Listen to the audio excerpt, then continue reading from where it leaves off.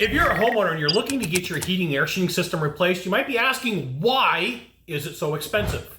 My name is Scott Bell, coming to you live from Sacramento, California, on a perfect day to talk about heating and air, and a perfect day to talk about you. Now, here's the thing.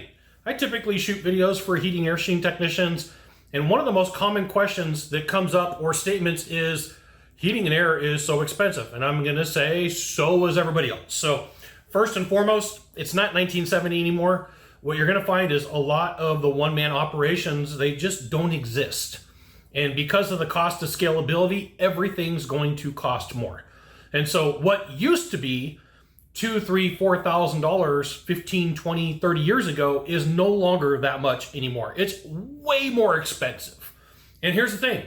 It's super expensive to run a company with all the fees and everything that goes along with it. So there's seven reasons why heating and air is so expensive, just for you. One, cost and the parts of equipment have changed. They're more technologically advanced.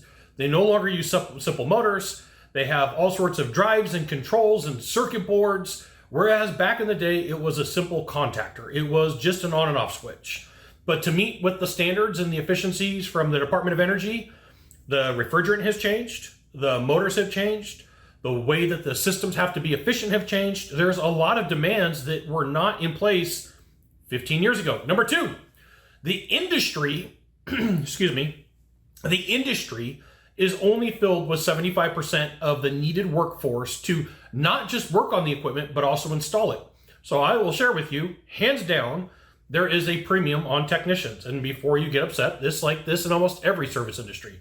Same thing for plumbers, same thing for roofers. Same thing for concrete, same thing, just about any construction. Most people want to work inside of an office. They don't want to get their hands dirty. Number three, the cost of labor is up. I live in California.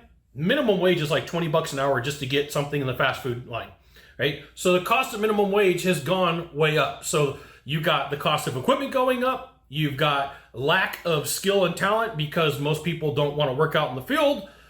Cost of labor has gone up, so guess what? That gets passed on to the consumer. Number four, the cost of government fees. It used to be that a permit, and I'm going to give you California numbers. You may be in a different state, but I'm going to give you a hard cost. By the time that you pay for a permit and a Title 24 test in California, it's about 800 bucks. It is what it is. At least here in Northern California, as we talk today, as I'm filming this, summer 2024. Number five, cost of insurances have gone up. There's been a lot of issues that have happened over time, so there's some policy holders, policies out there that they just cancel them and say, hey, you know, your workers' comp has gone up, your car insurance, your building insurance, your general liability, your umbrella fund, all of these things have gone up. Number six, you may not want to know it, but the cost of advertising goes up about 20% every year. Like clockwork, right around, elections, right around holidays, every year, it just seems to keep going up. And typically, it doesn't go down. And number seven, large firms are buying up smaller companies. And the way that large firms work is they're willing to take a loss for a couple of years. They're willing to take a loss for up to 3 years, depending upon how their fund is built, depending upon how big the company is. So there may be 30, 40, 50, 60, 100 operations around the country, and they go to a marketplace and they say, in order to get a foothold, we will take a loss. And so like there's a difference in disparity. I'm like, how come one company costs less than another? And how come when I got it done 3 years ago, it's now like $10,000 more?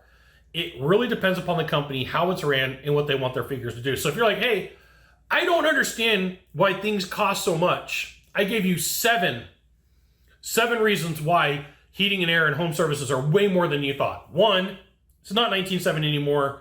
You know, you used to be able to get equipment for super cheap. It is not like that anymore. Even the lower end brands, right? Even the lower end brands cost way more than they used to.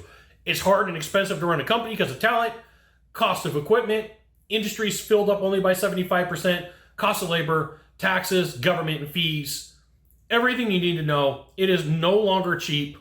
And if you have that in your town where you are right now, your jurisdiction, it's going to go up. Just wanted to give you a heads up. Thanks for being here. We'll see you soon.